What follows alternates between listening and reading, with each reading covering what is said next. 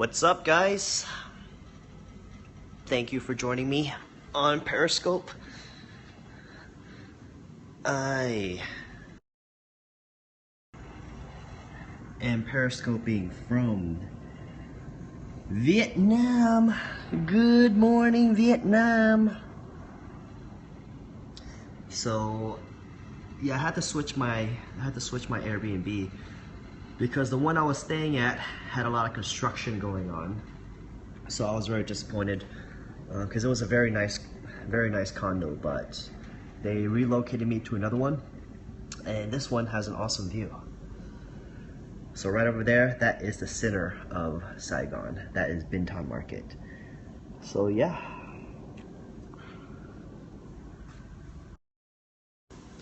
So I've been working all morning. I need a little break. So I think I'm starting to like Periscope as my break time.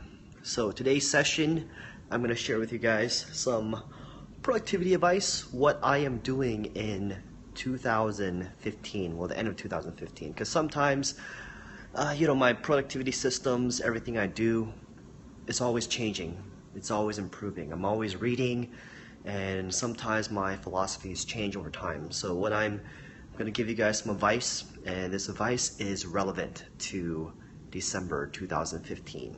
Alright, so here's what I do. Rule number 1 for productivity. Each day, I have 4 tasks. So here's how I break down my task. I have what I call the widely important thing. So I got this from the book, The 4 Disciplines of Execution, or that book, The One Thing. So every single day, the night before, I figure out what is the one thing I have to do. So I know everyone's like, shit, I got 6 things to do, I have 10 things to do. Look, it's better to get one important thing done than to half-ass 3 or 5 things. So how many times, be honest with yourself, don't bullshit yourself. How many times have you wrote a long-ass to-do list and at the end of the day, nothing gets done? I'm speaking the truth because it happens to me too. So here's what I try to do. Each day, I try to sit down and figure out what's that one thing. So yesterday, that one thing, I had to finish up my slides for Affiliate World Asia. So that was my one thing. Yes, I had other shit to do, but that was the one thing that is non-negotiable. So here's the thing. That one thing, it has to be important and it has to be non-negotiable. Like the rest of my day does not continue unless I complete this one thing. So today, that one thing is my one thing. I have to write a series of emails. So I'm writing a bunch of emails because for Charles Ngo and for Accelerator, my email systems are fucking weak. I think I have about 18,000 email opt-ins, and I barely have an autoresponder. So they are weak. There's no excuse. I just keep procrastinating on that shit. So today, I have to work on it. So yeah, here's what I like to do.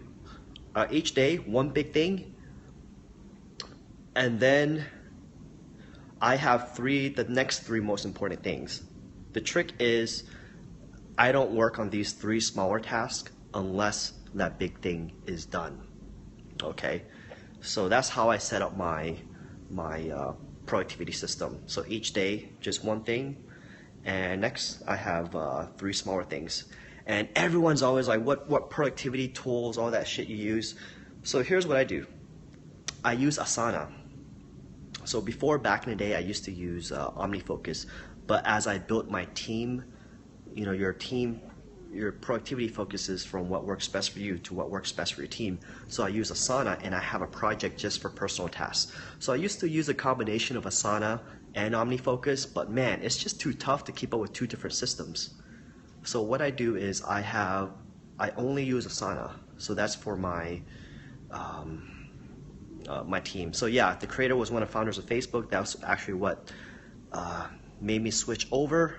And guys, I know some people are like, Charles, why don't you use Basecamp? Charles, why don't you use Wunderlist? Charles, why don't you use random app of the month? I use Asana. It works. I like it. use whatever you want to use. I don't care what you use. What's more important is using a productivity tool for your team. It doesn't matter which one you use, okay? You're focused on that low level shit. You're focused on that low level tactics instead of doing real work, okay? No one cares what app you use. It doesn't matter. Just use what works best for you. So I went with Asana, and the way I work is whenever I choose a software, I just go with what's most popular. I just go with what's most popular because it has the most support, it has the most money. So for email, I use Gmail. For productivity tools, I use Asana. For my email CRM, I mean, there's Entreport, there's Infusionsoft, there's all this other shit. Infusionsoft is the most popular and best one, so I just use that. So I don't want to waste too much time on the stuff, because in the grand scheme of things, it just doesn't matter. It really doesn't. So that's another tip. So when it's time to work, so here's an advanced tip. I want you guys today to write down, spend like 25 minutes writing down everything you have to do. You want to take all the shit that's in your brain and put it on paper. So write down everything you want to do, everything you have to do. And here's the mistake most people make. They think, okay, here's all the stuff on my to-do list. I have to sit down and do all of it. You don't have to do everything that's on your to-do list. There are 4 actions you can do. Number 1 is to sit down and do the task. Number 2 is to delegate the task. Can you give this task to someone else? So I have employees and all that stuff, so I can give tasks to my employees, but let's say you don't have that kind of money. You don't have employees yet. Could this task be outsourced to someone on Fiverr for like $5? Could this task be outsourced to a virtual assistant? Or let's just say it's something like laundry. Do you have a girlfriend or a little brother that could help you do the laundry? And you guys could also negotiate. So let's say you're really good at laundry, but you suck at dishes, and your family member is really good at dishes, but they hate laundry. So how about you just do everyone's laundry and they do all your dishes? So that's what I did when I had a roommate. So I had a roommate like 10 years ago. So that's what we did. We divided the labor up by what we're good at and what we enjoy doing. And the final and most important one, I want you to go through your task. I want you to go through your task and think, do you even have to do this task? Because sometimes we'll have all these things that we have to do, but in the grand scheme of things, they don't matter as much. Or maybe we set that task up 5 months ago and it's not as relevant anymore. So just get rid of everything. So just delete it. It's better not to do it. And then the final task is it worth delaying? So is it worth delaying? Because sometimes they may be important, but we don't have to do them right now. So I might actually set the context as later. Because for me personally, when I see a to-do list or a whole bunch of projects, I kind of get analysis paralysis. I kind of freeze up because there's so many different things to do. So that's why I put all my projects, all my tasks in Asana. And the night before, what are the things I have to do tomorrow? What's that one big thing? What are 3 small things? So the next day, I'm not looking at Asana. I'm not looking at all that. I'm just looking at 3 or 4 tasks. And you guys can either use Kanban, Trello.com, Trello.com, Trello.com, or what I like to do these days, I like to use Excel. I like to make a Google Docs. So the Google Docs is this. Let me make a simple Google Docs for you guys to see. See example of, hold on. Sorry, you guys gotta look up my nose, but I gotta type. Okay, let me write a simple Google Docs for you guys. Productivity documents. New file.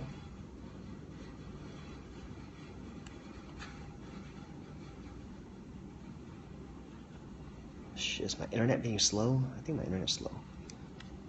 Open documents. Hold on, spreadsheets. Man, why is my Google Drive so slow? New sheets. Okay, let me X out my other stuff.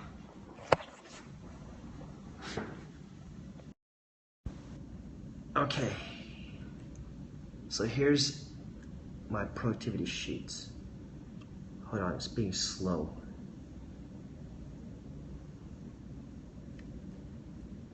Okay, so all right, let me put the phone down. I need both fingers to type.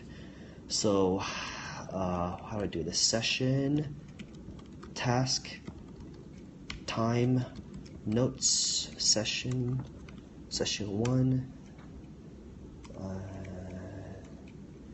2, 50 minutes, 50 minutes, 50 minutes, 10-minute break, 10 minutes, 50, 50, 50, 30 minutes, 30 minutes, note session 1, session 2, block A, block B, block B, most important task,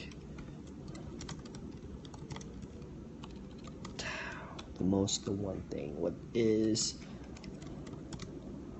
one thing, 3 subtasks. All right. Okay. Okay, so here's what my productivity sheet looks like. First things first, what is the number one thing I have to do? Write blog post. So let's assume today was write a blog post with 3 subtasks. 50 minutes AWA practice. Shit, what else I have to do? I got so much shit to do. Read 30 minutes. Go to gym. Okay. So here's what you do. What's my one thing? Write a blog post. So all this other shit, just ignore it. You don't start these tasks until this one's done. So this one, boom. Break.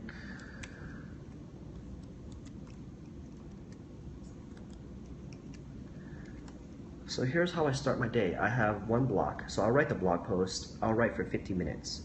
So I'll set a 50-minute Pomodoro timer. See? That's my Pomodoro timer. Write blog post, 50 minutes. Then you write notes. Almost done. Almost done. Then I take a break. I take a 10-minute break. Then, what's my next 50 minutes? Am I still working on this blog post? Then boom. Finished.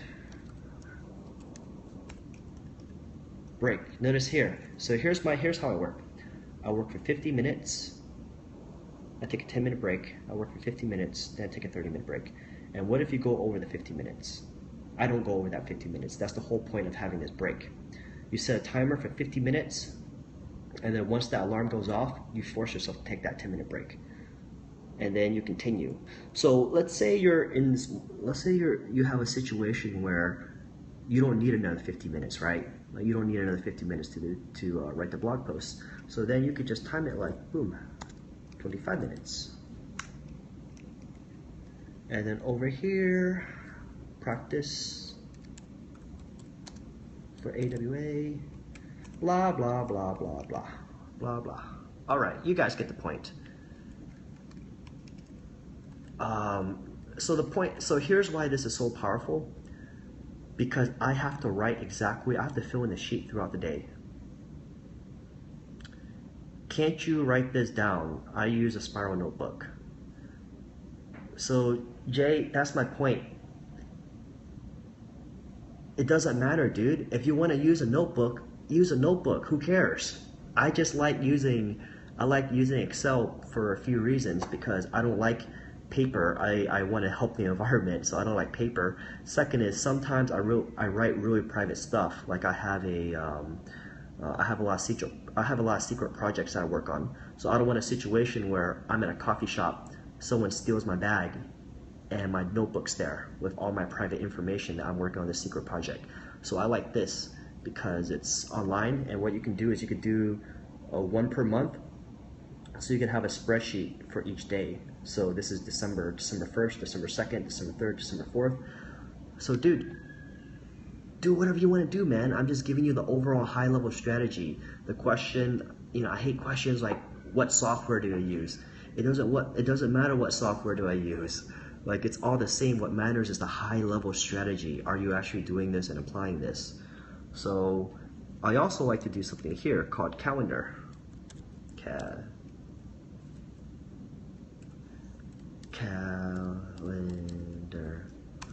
So for my calendar, so here's something more advanced. I do something called time blocking. So this can be 5 p.m. gym.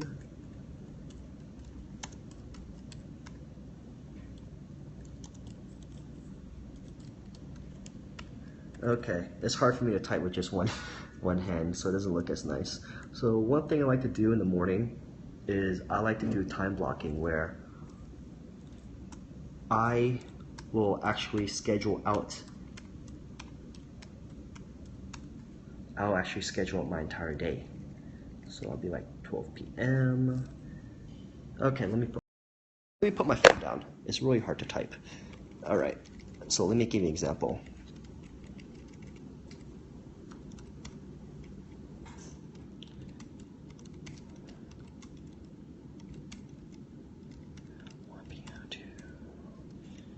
Two p.m., 3 p.m., 4 p.m., 5 p.m., 6 p.m., 7 p.m., 8 p.m. So, morning routine.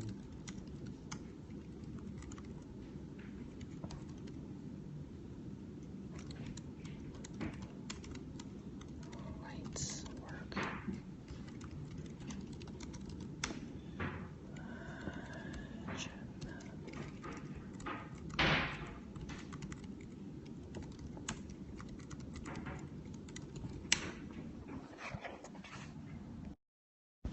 Let's see the screen. Well, dude, I was typing it for you guys. All right, so here's an example.